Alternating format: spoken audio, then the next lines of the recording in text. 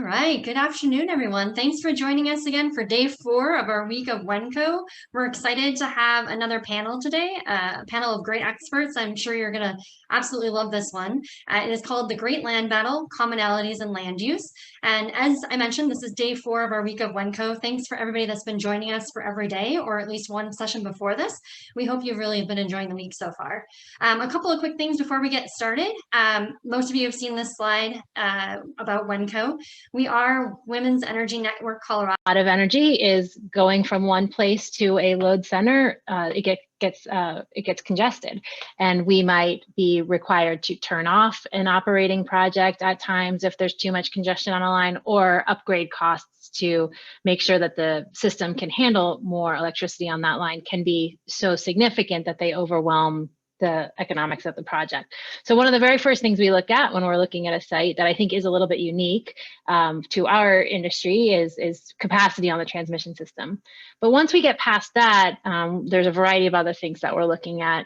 We do not have eminent domain, so we have to get voluntary leases from our landowners, and those are surface rights that we sign voluntary leases with on private property for the most part. And so we need to find landowners who are interested in that. Secondarily, we need to find enough of them that there's a project, and we need to also find connectivity between them. So our projects, if they're wind projects, there are multiple large wind turbines that will be placed over an area of land. And if it's a solar utility scale solar project, it's a more usually a smaller area, but would be more covered with facilities.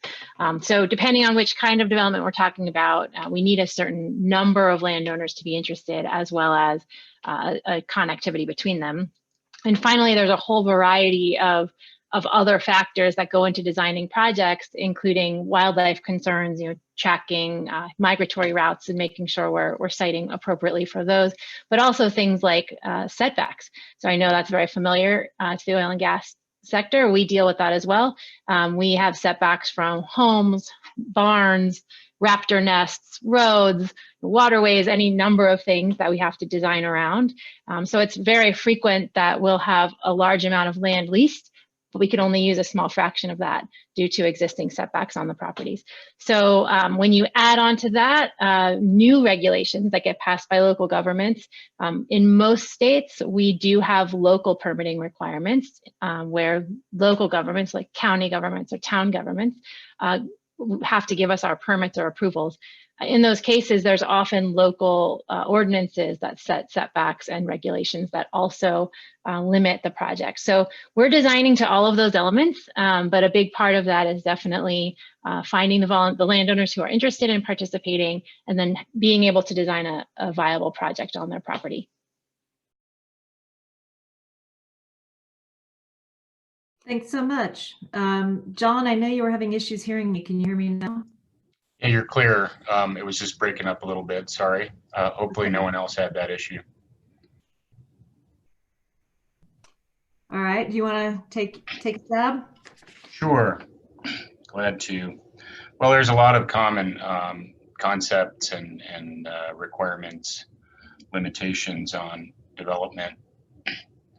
One of the differences between oil and gas, for example, and clean energy, I'm assuming you're talking primarily wind and solar, Davi. You may have large areas of good or reasonably good wind or solar resource in different regions of the country. And then Davi really spoke about finding landowners, presumably within that resource, right? Because you are going to be locating a solar garden or larger project or a wind farm.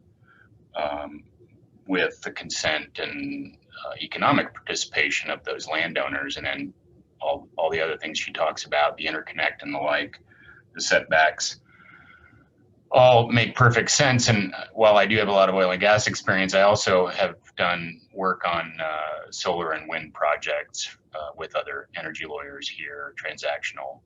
So can speak a little bit to that as well. Unlike solar and wind, obviously, oil and gas resources have to be extracted, and they only exist in certain areas and those areas, have limitations based on, even with newer technology, drilling and directional drilling and hydraulic fracturing technology and long horizontal drilling laterals. There are physical limits to one's ability to access and extract the resource efficiently and economically and environmentally responsibly.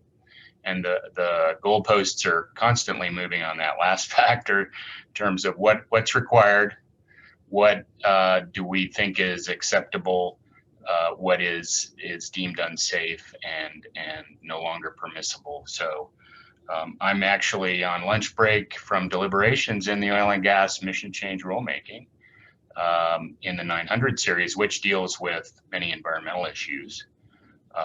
We already dealt with the issue of setbacks from occupied residential occupied structures, building units, I believe is the term.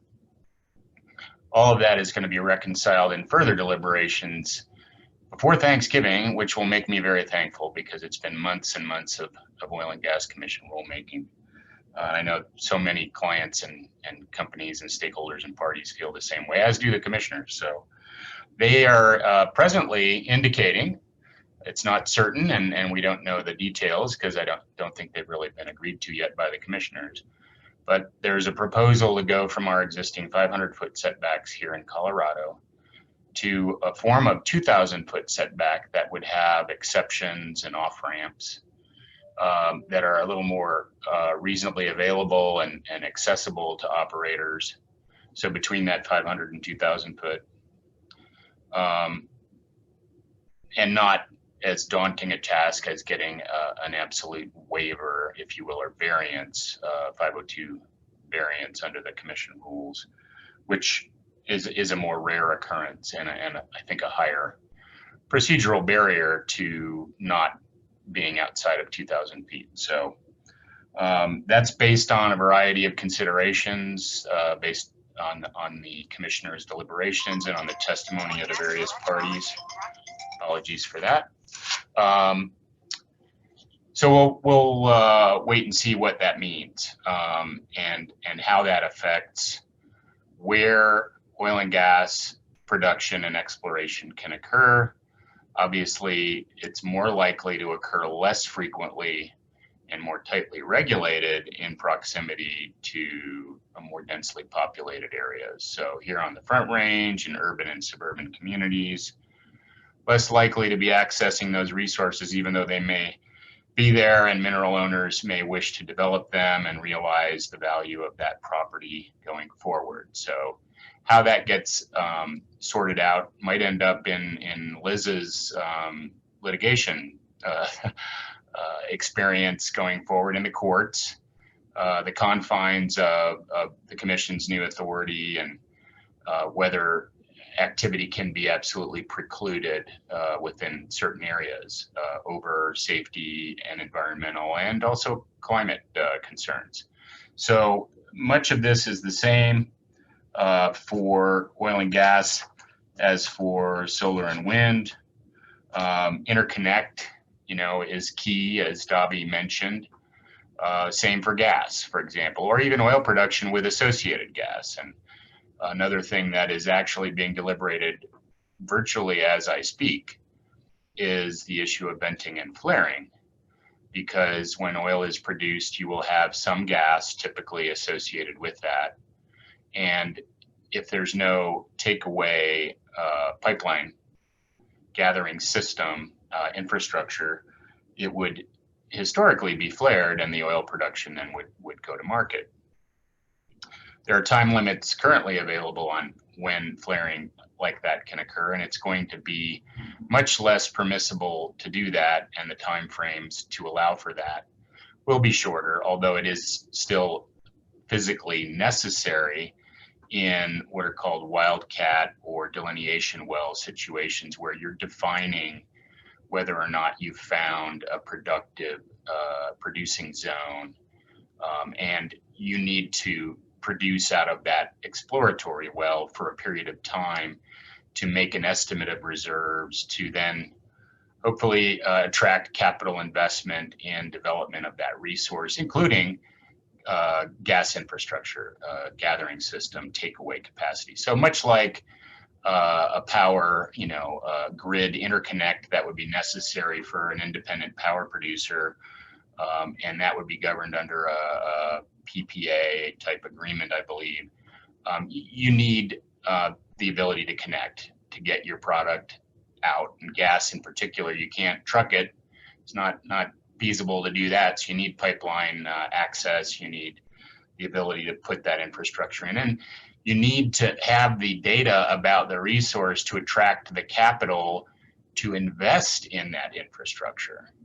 And that's sort of the business side of leasing oil and gas lands for development and attracting capital of usually independent midstream companies to come in and say, we will serve your gathering needs, and you're going to dedicate your lease and these leased areas to us, and you must let us take away your gas and not our competitor who might be laying a infrastructure, a pipeline in the same field. So those kinds of constraints, commercially, business-wise, land use-wise, I think are a bit different, but in some ways similar to the example that Davi mentioned. And I'll stop there. Liz, before you go, given that John mentioned this, given some of the COGCC setbacks that are going to be happening,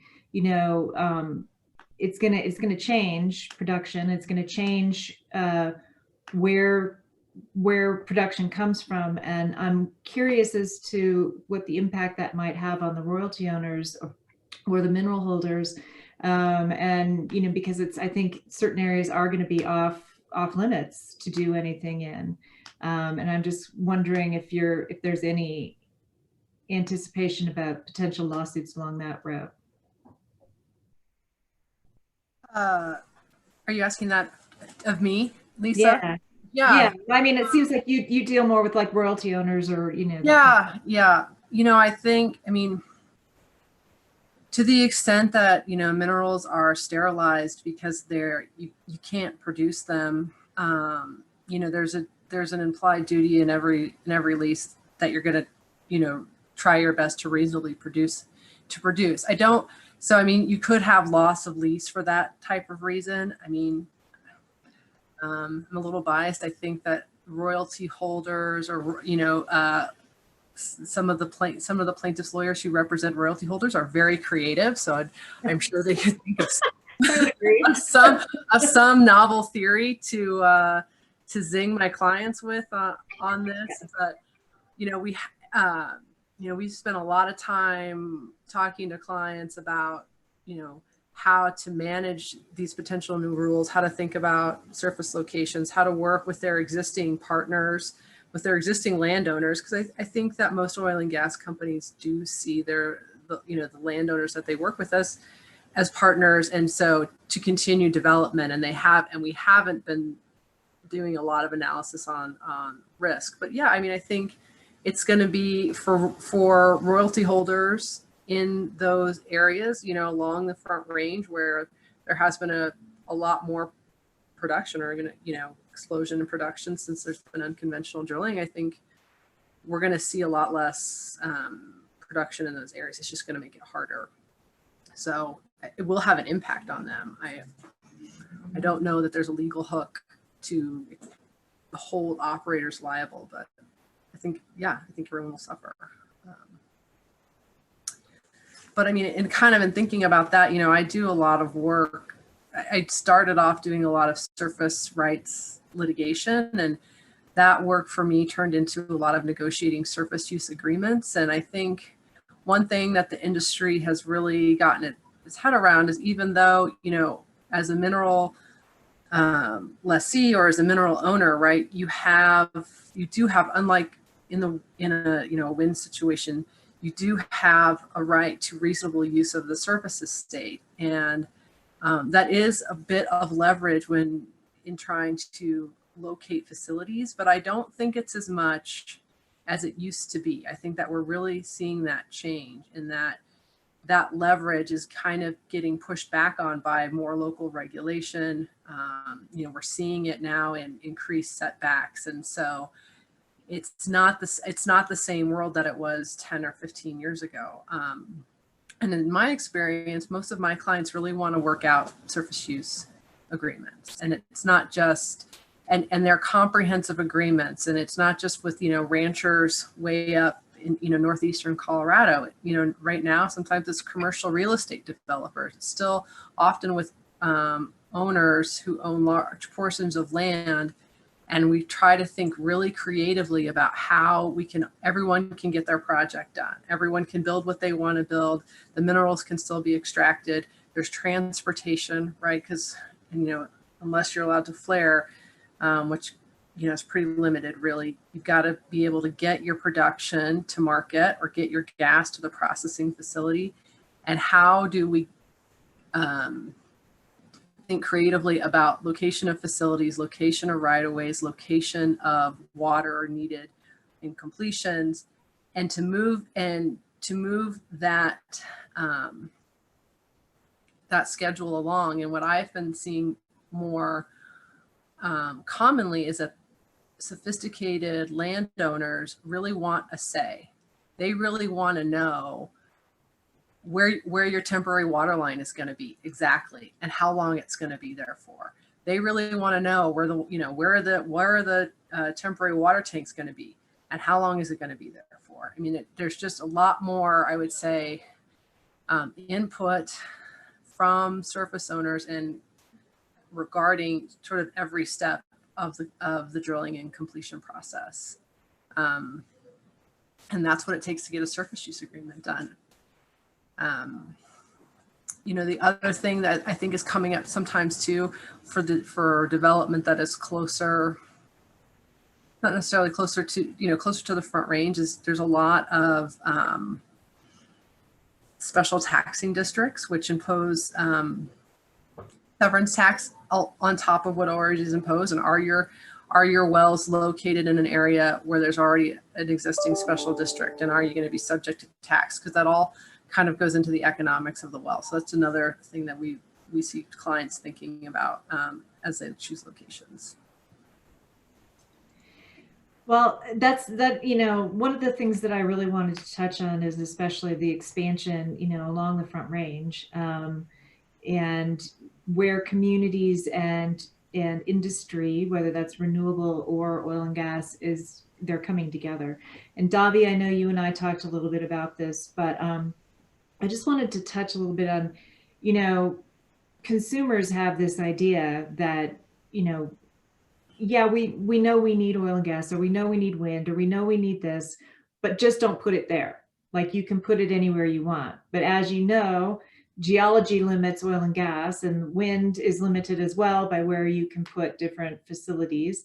And so how do you balance the state, local, and federal mandates and consumer desire and demand for more renewable energy with all of the various entities? I mean, what's your take? I mean, Davi, you work specifically in communities, so I'm going to have you start with this on what are you doing specifically to work with communities about, we have federal, state, local, city, county. We have so many regulations that we have to meet, and it's different in every instance. So how are you balancing? And I would like, particularly with the setback issue too in Colorado, and the impact that might have on production here. But Davi, I'd like you to start with some of the struggles that you have trying to balance all the different mandates with the need for renewable energy, and kind of what the perception of renewable energy is versus oil and gas in these communities. Yeah, well, it's a big topic, but I'll go for it. So nationwide polling pretty consistently shows that Americans like renewable energy, and we see those polls all the time.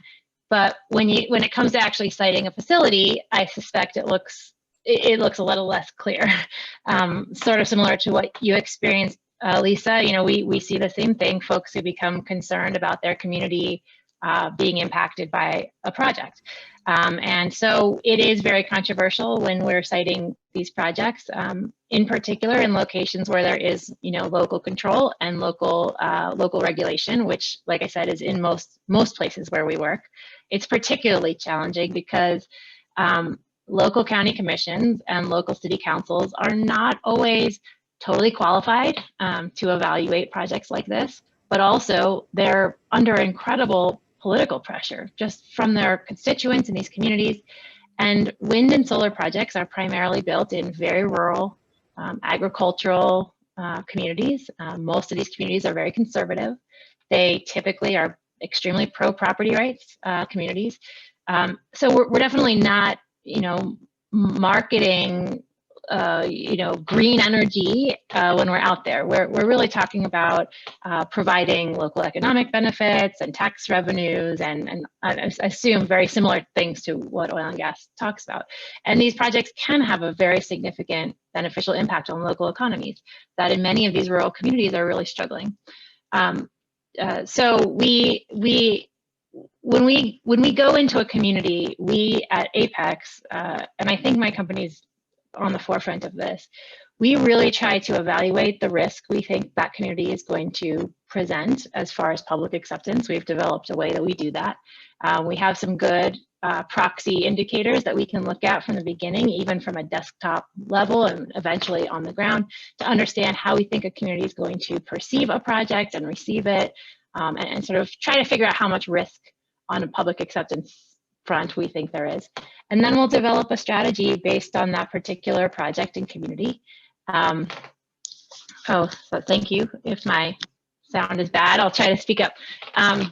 But we try to build a strategy that's appropriate for that particular need in that particular community. And it really looks like certainly education, but even more so, it's a community organizing effort. It's mobilization, it's identifying people who are supportive in the community, cultivating folks who will be supportive, and then being ready to turn them out at the county commission meeting, or have them send their letters to their officials, or whatever we think we're going to need in that particular project. So it really looks like a political campaign, and we run these all over the country when we are developing these projects, because what I find is the biggest barrier right now is it's just the controversy itself. So for local officials, we will present them some information that comes from scientists.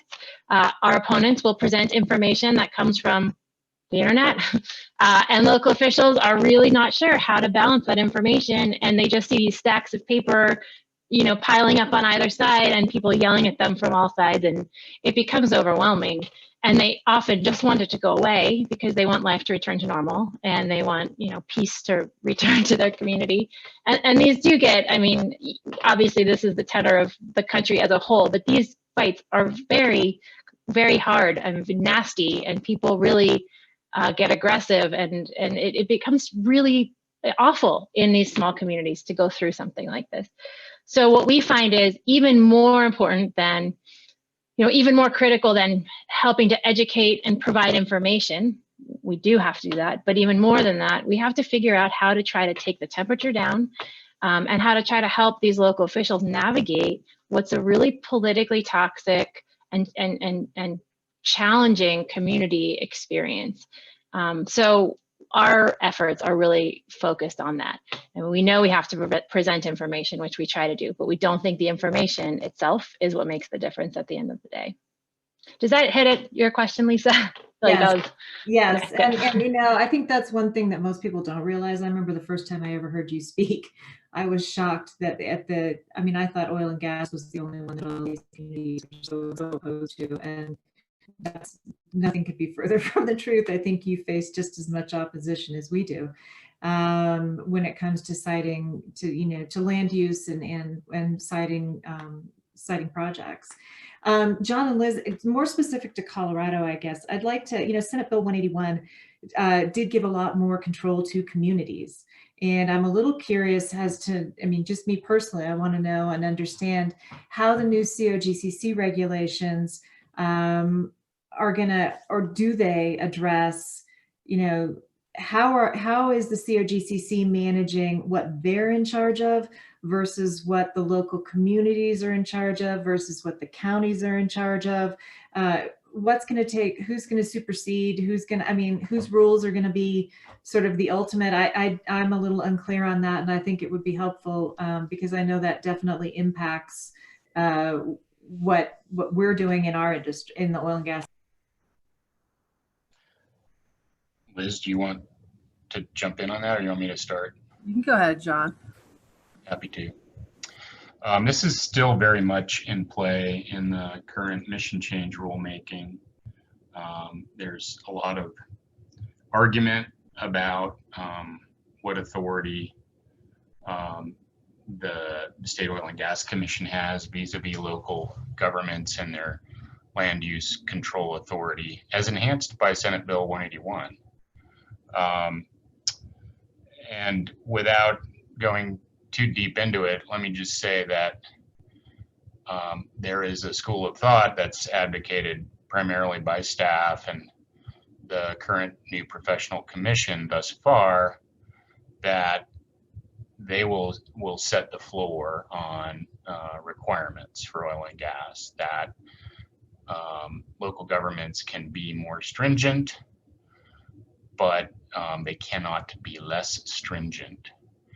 And that is strongly opposed by local governments in large measure, and certainly also, I think, by the industry folks involved, because of language in the statute that says nothing in this act shall impair, alter, or negate the authority of local government, the land use control authority. And the legislation not only amended the Oil and Gas Conservation Act, but it also amended the Local Land Use Control Enabling Act, and actually one or two other statutes, I believe. So it's sort of created a partnership with respect to that ability to control the surface impacts of oil and gas. The Oil and Gas Commission obviously has authority to address what we refer to as downhole concerns, engineering, wellbore integrity, etc.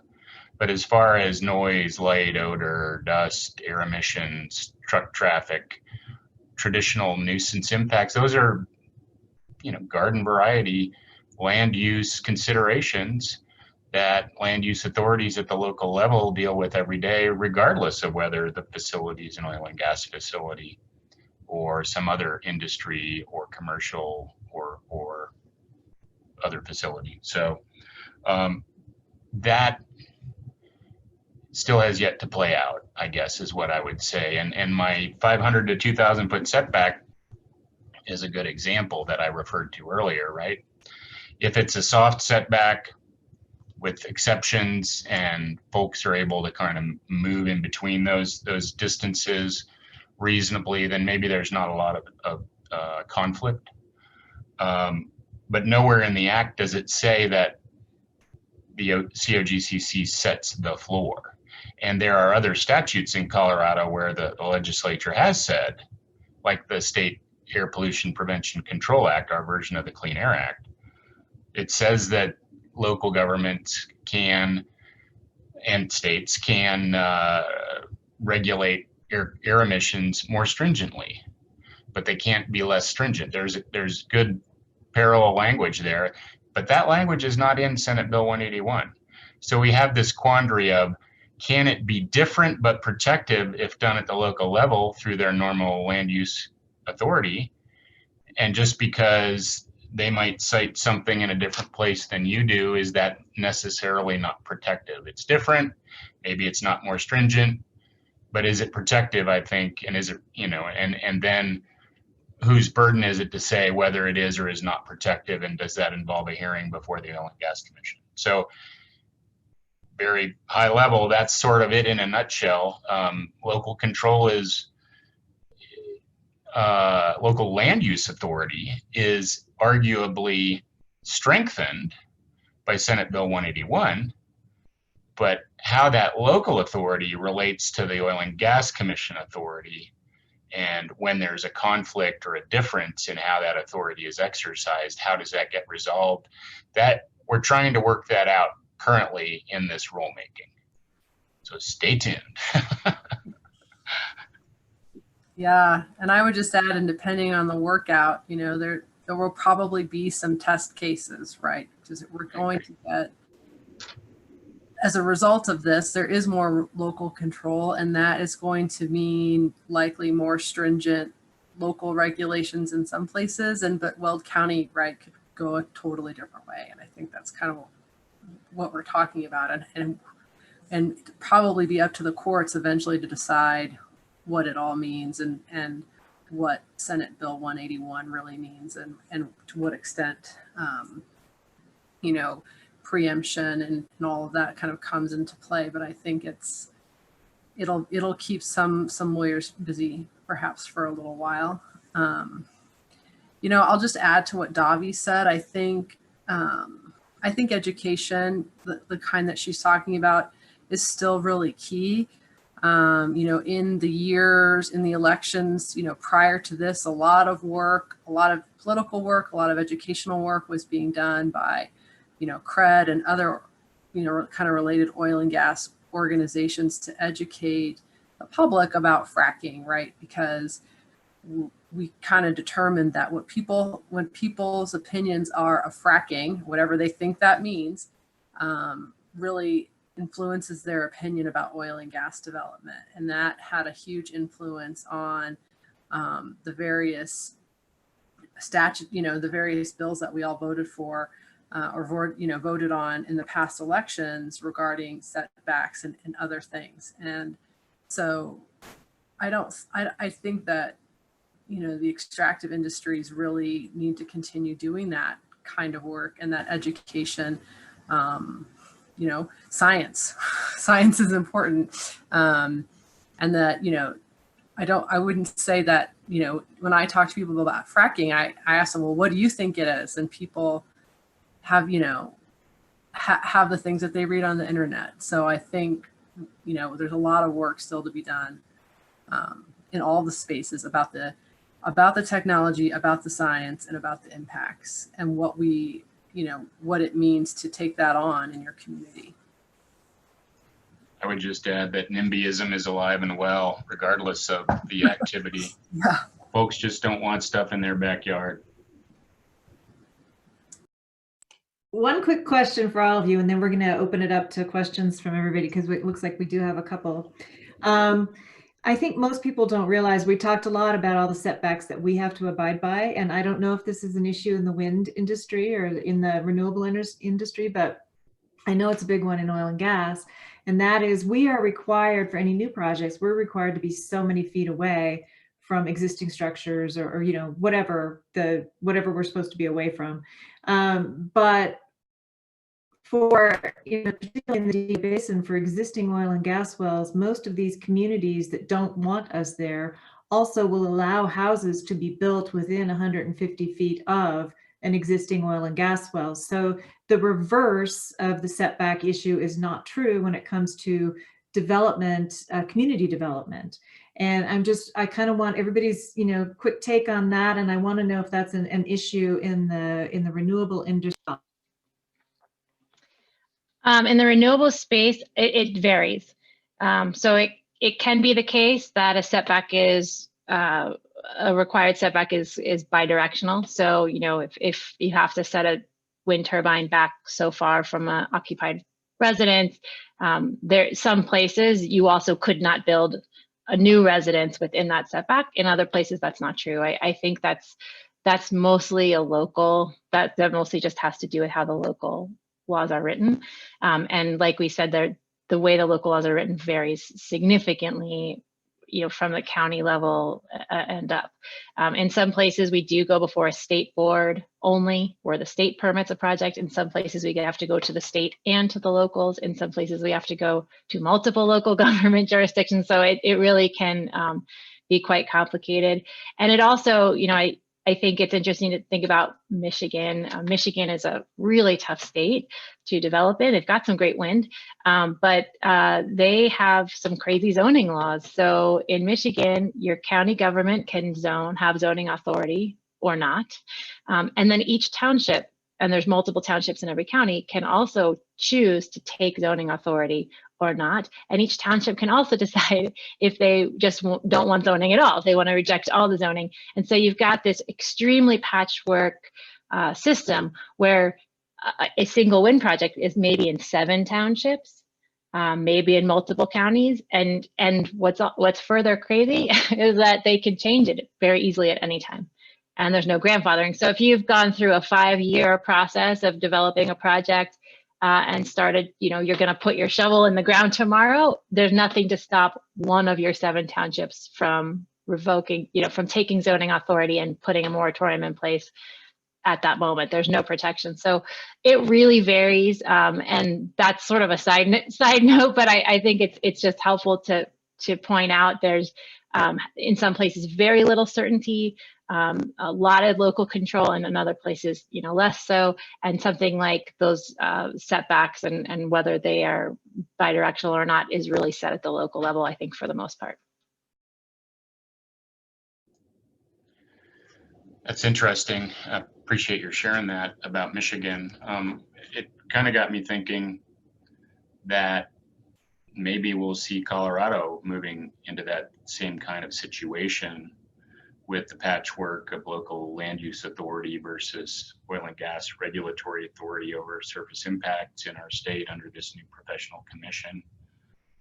There's also, in addition to just existing statutory authority, that local land use control enabling act I mentioned, there is the possibility that local governments can develop their own 1041 regulations, they're called, here in Colorado, and that relates to a statute back in the 70s that was created during sort of a golden era of land use planning in the United States. And that authority actually sort of supercharges your land use authority. You're not just constrained by statutory local land use enabling act authority, but you have an independent statutory basis. Weld County's gone that route with oil and gas regulations, and they have their own oil and gas department now, and they've done that in response to Senate Bill 181. And they've tried to incorporate all of the procedures in their regulations that are now in or will soon be in the state regulations as well. And that, again, sort of, if they can partner with the state and engage early on and emulate the kinds of requirements that the state wants to see or will require where they have authority, because not all local governments want to regulate oil and gas, then the theory is there'll be less potential for conflict, I think. And we'll see how that plays itself out in the coming months and years. I'll just add on the sort of the way the setbacks, are not applied to development as it might encroach on an existing facility. One thing that I've seen is that real estate developers or land developers are often asking and trying to work with oil and gas producers on either plugging in abandoning or otherwise relocating sort of legacy oil and gas facilities, vertical wells that are chugging along that might be holding leases and the related, gas transmission lines, etc., because they want to build, they want to build right up to them and right over them often. And so how do you negotiate that? If you're gonna plug wells, are you in jeopardy of losing your lease? Will you plug that well in exchange for a different location, within the development for new development, and I think so that encroachment can kind of play into maybe another way to get creative commercially with regard to some of these siting issues. Okay, well, we'll get rid of this legacy well in exchange for a right of way over here that we need, or a location over here that we need. And that seems to be something that is happening a lot. If I could add to my prior remarks, I failed to mention this reciprocal setback concept that Davi mentioned is sometimes the case. I got taken with your Michigan example. That's come up specifically in front of the Oil and Gas Commission, that, yeah, they could prevent an oil and gas location within 2,000 feet of a building unit, but that doesn't prevent, and they do not regulate home builders and other land uses, just oil and gas, from building right up to, say, 150 feet or whatever the local code ordinances will allow. So you may see these constraints on oil and gas development inside 2,000 feet from building units, and then more building units encroach on the oil and gas locations that are more than 2,000 feet away. So what's the point? I mean, you've said we're gonna use this sort of blunt tool of mitigating surface impacts called setbacks, but it will erode through progress, construction, land use over time.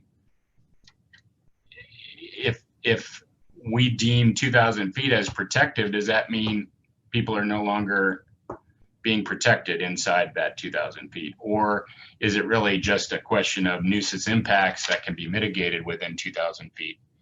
I think those are important distinctions, and then we're going to hear a lot more about that from this commission in its deliberations, and then in the implementation of the rules that they adopt going forward, for sure. Yeah, I agree. I think one of the most frustrating things for us is we'll get a project permitted and we're within the setback regulations at the time.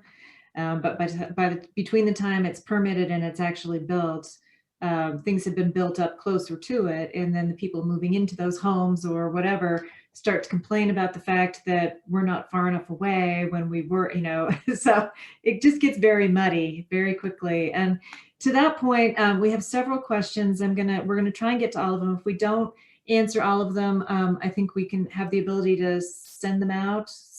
Sally, maybe you can help me with that so that we can get them answered. But one of the ones that I think fits into this very nicely: is there any way we can join forces to work to inform the public on these challenges, both shared and unique? So I'll let whoever would like to go first.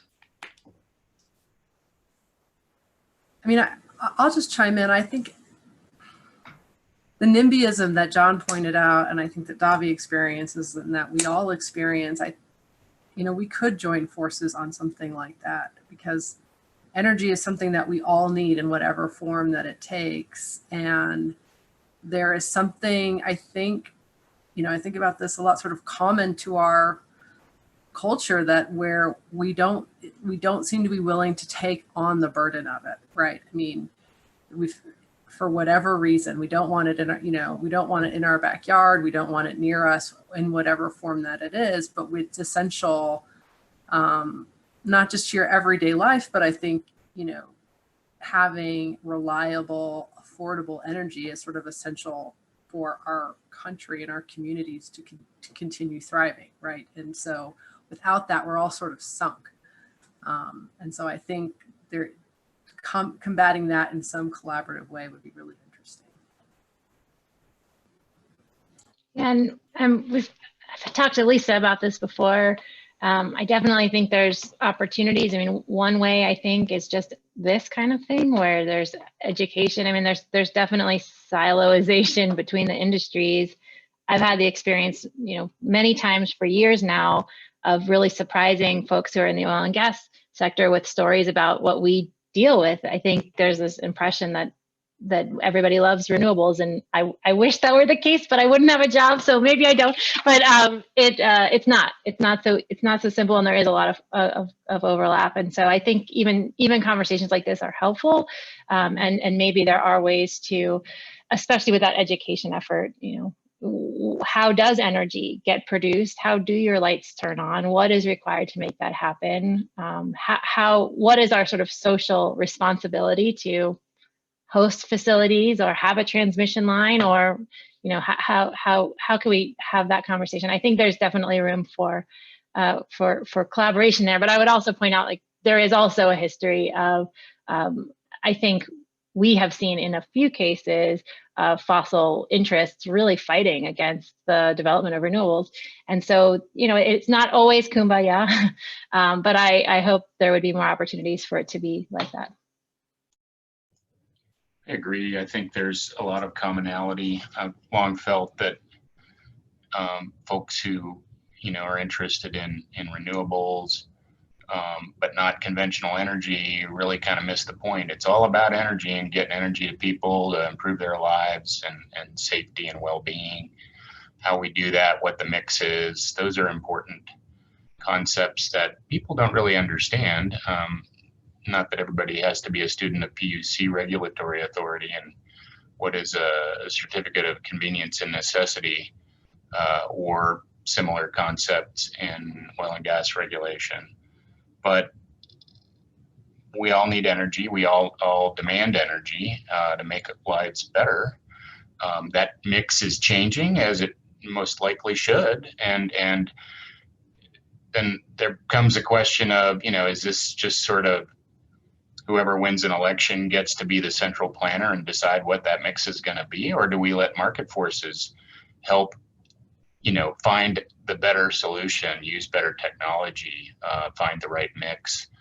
Maybe a combination of both. But I do think that forums like this and larger forums to talk about environmental concerns, energy concerns, climate concerns are all appropriate for educating people about the land use consequences that we've been talking about related to energy production, and how that will impose some burdens on them in all likelihood, whether it's nearby drilling and extraction, wind towers, solar farms, what have you.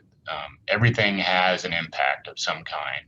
And if you don't grow, I represented mining clients for many years. Early in my career, I still do work in the sector. If you don't grow it, you mine it, as they say in the mining sector. So we all have an impact, and appreciating that and balancing those impacts in the most optimal way is the goal. All right, I think we have time for one more question. So this one comes from Anne. Aside from bonding, I'd like your perspective on land use applicants' responsibility to communicate the life cycle of the project.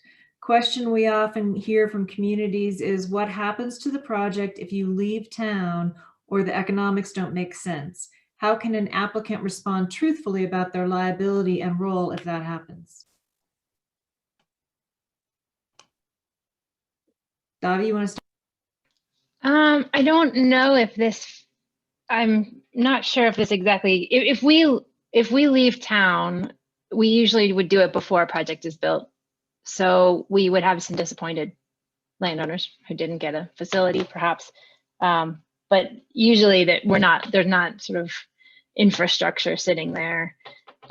If a wind project or solar project were to be constructed and in operation, and the owner went bankrupt or something like that, the value of that facility, I mean, it's the cost of these facilities is all in the building of them. Once you're operating them, there's very little cost. It's just revenue coming in from that point forward. So that asset will be picked up by somebody else who will then benefit from the revenues of the energy. So I'm not sure if this is we talk a lot about decommissioning on the wind and solar side. Some states and many communities require some form of decommissioning agreement where we commit to how local taxpayers will be protected, come the time that it's time to remove facilities. So that's something that we negotiate depending on the regulation, locally or with landowners or with the state. So maybe that's the closest thing that we have to that. And we are often, I think it's pretty common that we will, that a wind project will have to commit to placing a bond in the 10 or 15 year range of the operation that would cover the cost of removing removing the components, recognizing that some of those components will have salvage value and that might get subtracted from the bond. That's, I think, usually how it's handled. There are various forms of credit that may be accepted by different entities for that, but hopefully that helps answer the question.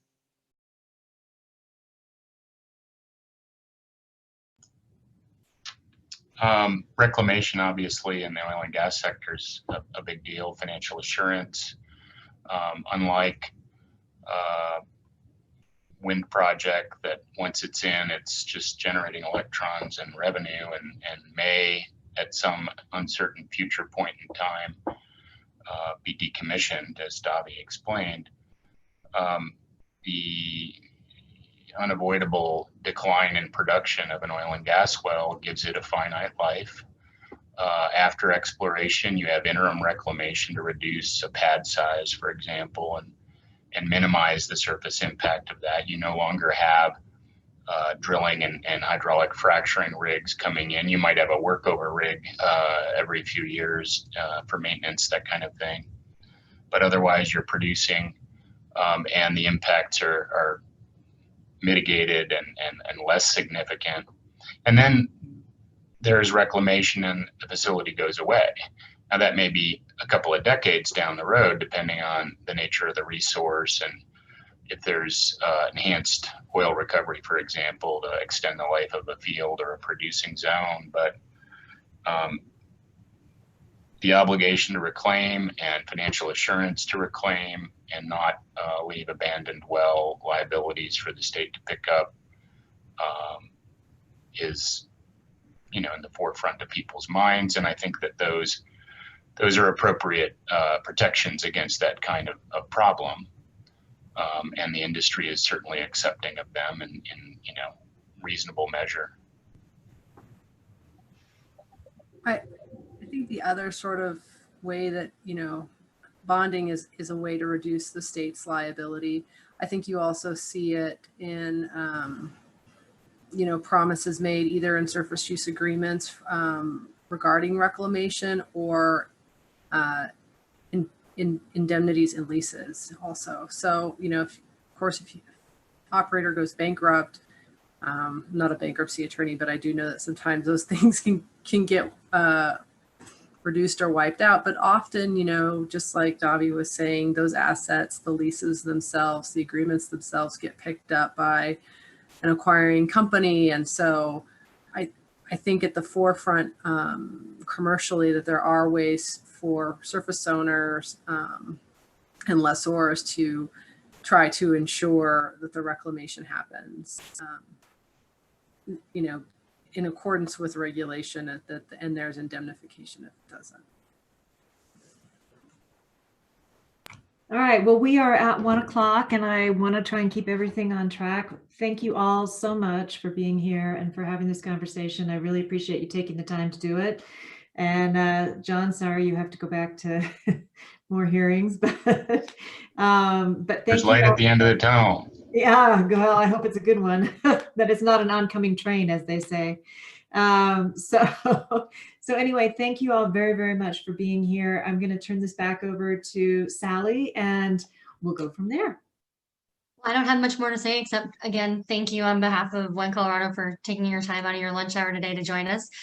We do have our final session of the week of WENCO tomorrow, which will feature, as I mentioned before, the scholarship recipients for 2020, as well as 4 keynote speakers giving their personal stories of resilience. So if you haven't yet signed up for tomorrow, you can email us at events@wencolorado.org to get a ticket. Otherwise, we look forward to seeing you again virtually sometime soon. Thanks again, guys, for your time today. Really appreciate your expertise.